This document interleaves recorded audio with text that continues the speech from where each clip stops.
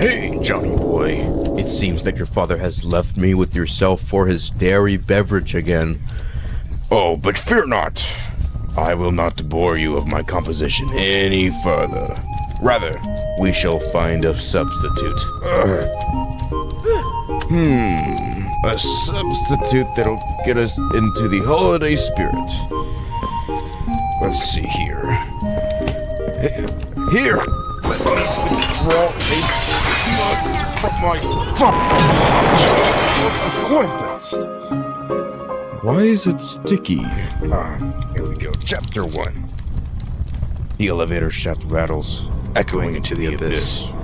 I can smell the aged metal. Was this just a bad dream? Or did I really agree to spelunk into a bottomless void full of horrors? Shadows stretch like claws on the walls. The air feels heavier, suffocating. Each floor only brings you closer to madness. The tasks simple on the surface, but the descent only gets darker, yet darker. Welcome back to Inside Roblox. This is a part 2 in a series where I splunk deep into underrated games while highlighting the problems that trouble Roblox to this day. You don't need to watch part 1 to understand this, in which I talked about the zany shooter Item Asylum, but I would highly recommend that you watch it. Do you remember after school when your friend wanted to hop on Roblox to play a new horror game that he found on the homepage? Hopefully you still have those moments, but if you don't, let me recommend you a Roblox horror game one last time. But well, Roblox horror games have always been a mixed bag, right? Some torture you with endless boring jump scares or yap about some new hobo getting hired at McDonald's at 3 a.m. But every once in a while, a game comes along that mixes both fear and fun. That's where Spelunking shines. It's a rogue-lite survival horror that's not just about jump scares. It's about perseverance, discovery, and yes, a touch of chaos.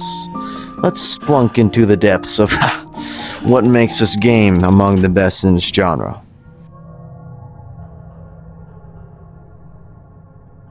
Made in 2021 by Fox 5 Studios, Spelunking is what happens when you take two classic Roblox games, the normal elevator and Flea Facility, and smash them together into something beautifully stupid and unnecessarily hard.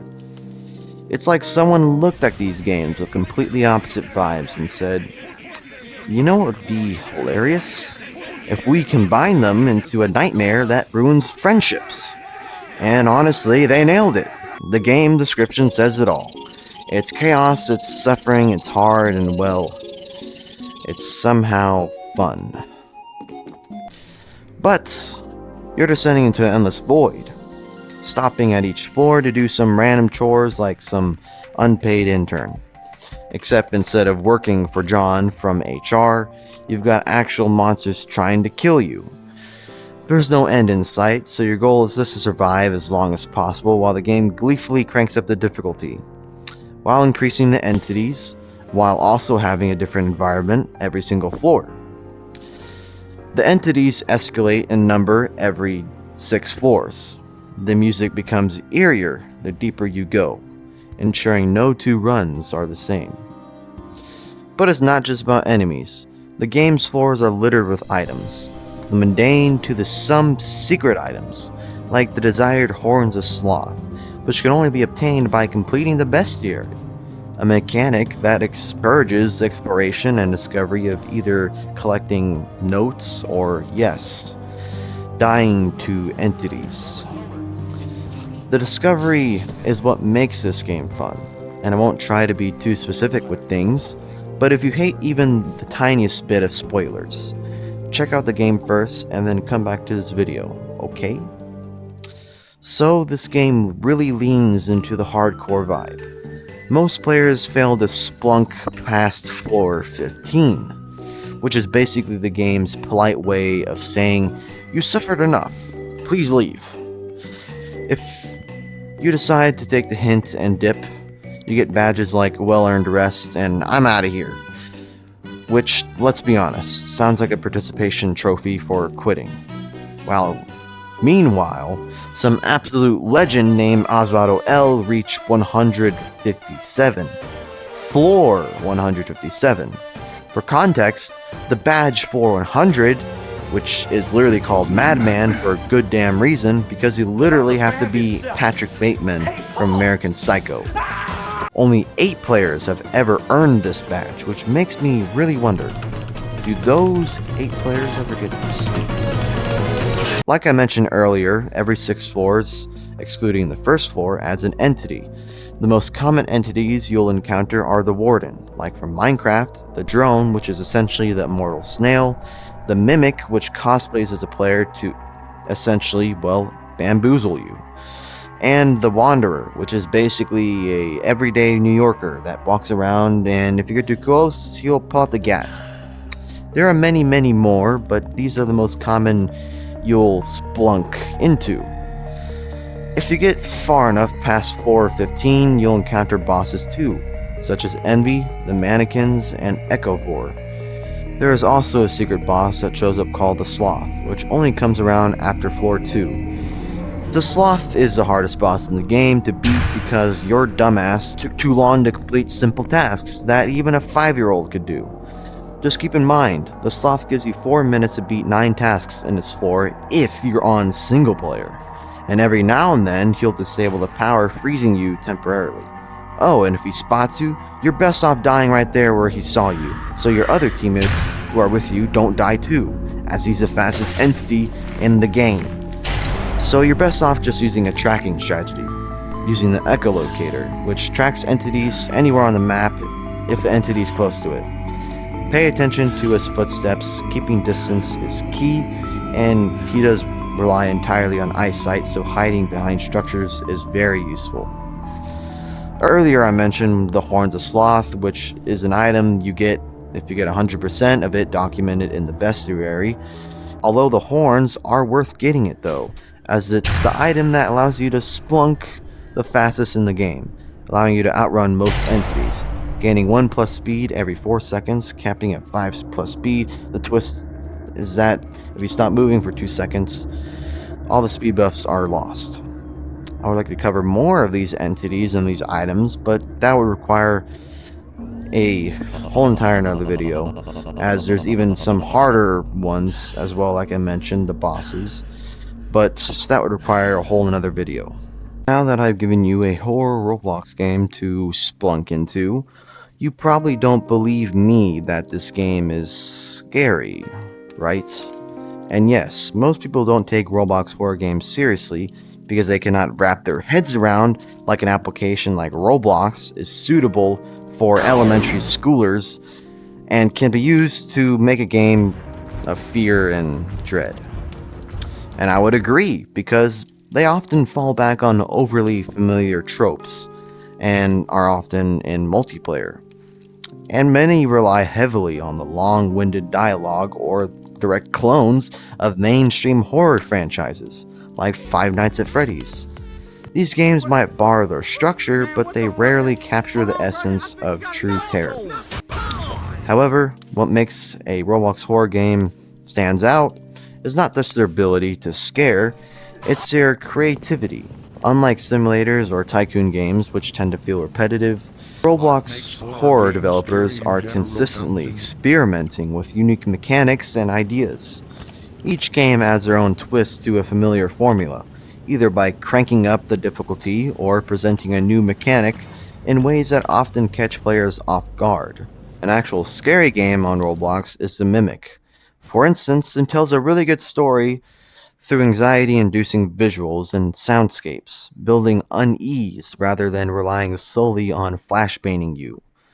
But my point is, there has to be some sort of traumatizing lore to back up the jump scares that really gets players bad to the bone, as that builds anxiety, and anxiety is often way more effective at inducing fear rather than a big black thing with white eyes jumping on you.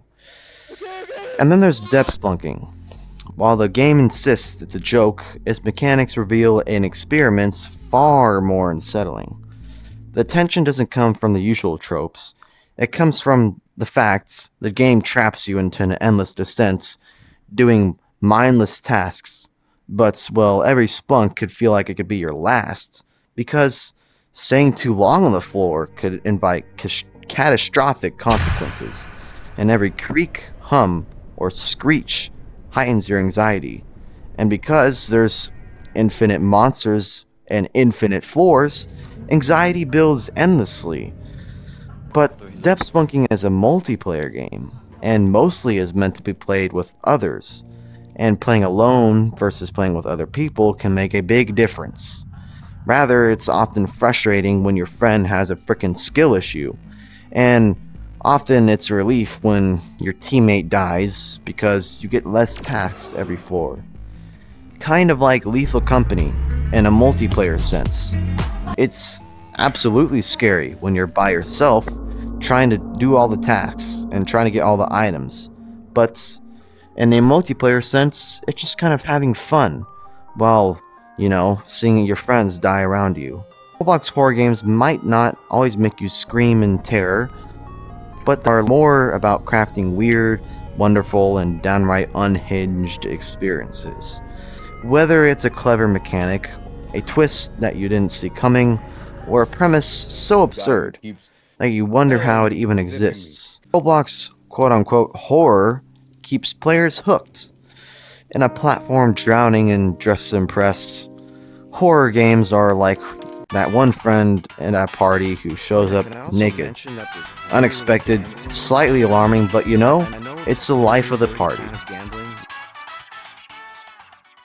So, now it's my turn to bitch about how depth spunking isn't just hard, it's borderline sadistic.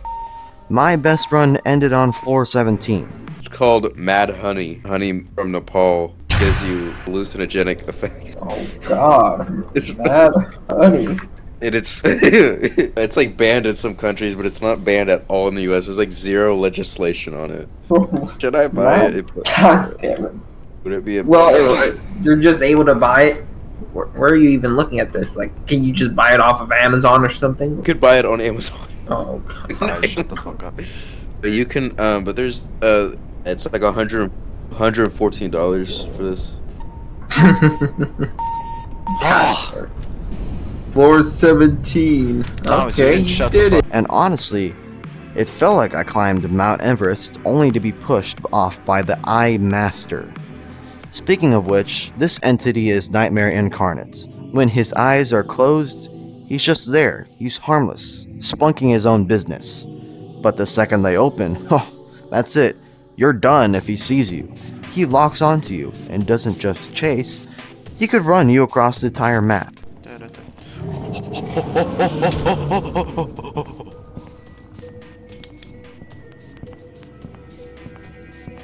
We're cooked. We're cooked. You're dead. You're cooked. We're cooked. We're cooked. We're cooked.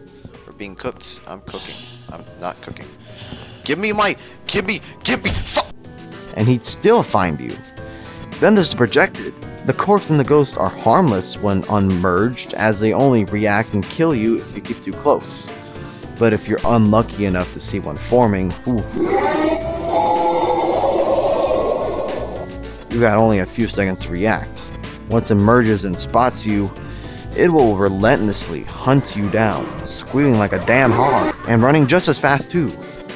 You need to finish your tasks immediately if you spot any one of these two. Every wasted second is just giving you time to make you their next victim, and they're the reason most of my run ends.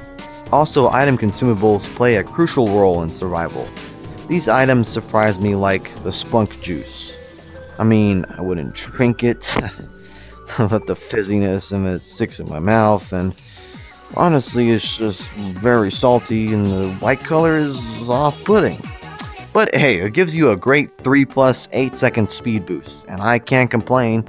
But my favorite drink, of course, is the Bloxy Cola, giving you a 3+ speed boost for 10 seconds and a 15% stamina regen.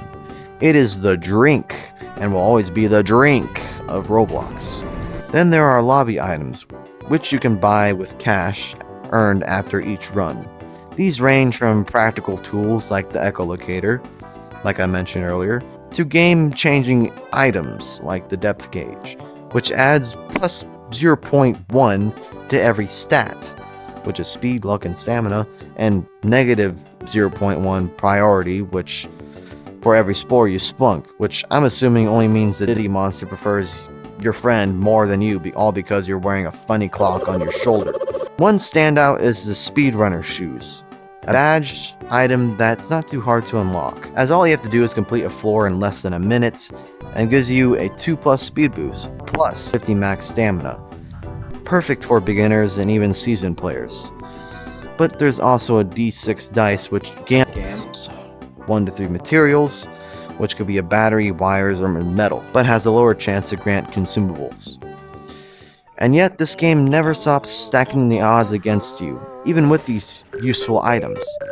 The deeper you spelunk, the more entities spawn, every 6 floor adds a new one, yada yada, you're just juggling multiple threats at once.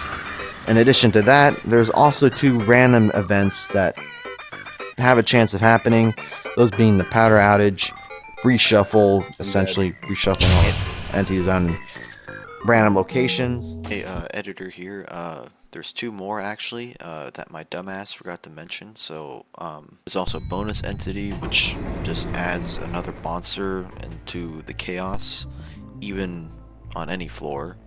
So that sucks. And then there's the fog, which just makes it hard to see. And also, don't forget, if you take too long on your stupid tasks, you'll frickin' summon the sloth, like I mentioned earlier, punishes you, and is meant to end runs. But what makes this game so addictive is that every splunk feels like a lesson. Dying to the projected teaches you to plan your tasks better. Running from the Eye Master makes you appreciate the importance of items like the invisibility cloak. It's this constant push and pull of frustration and discovery that keeps me pulling me back in. And no matter how many times I shout at the screen, how is there 2 projecteds? How is there 2 freaking Eye Masters right after I freaking like escape from, I don't but depth spelunking doesn't just challenge you. It makes you adapt, strategize, and well, puts you into an endless torment of, well, spelunking. Spelunking is a perfect Roblox horror experience. A game that dishes cheap jump scares for true survival horror. It doesn't need a boo to terrify you. It's the constant dread, the relentless pressure, and the pure chaos that makes it great. It's punishing, sure, but that's what makes every small victory so satisfying in the game. Nevertheless, it's great. I beg of you to play it, or else I will spelunk your mom and make her a floor 17 casualty. And let me know what you think in the comments. Did you manage to survive the Eye Master? Or you're like me, yelling at the screen while projecting makes you regret everything? Also drop some recommendations for other games I should cover. I need something to help me recover from the trauma that happened on floor 17. And finally, make sure to splunk that subscribe button. Smash it harder than I smashed the Wanderer when I wasn't paying attention. Trust me, it'll make your next run through the depths 20% luckier, probably. Have a spelunking day. Otherwise I'll spelunk your mom.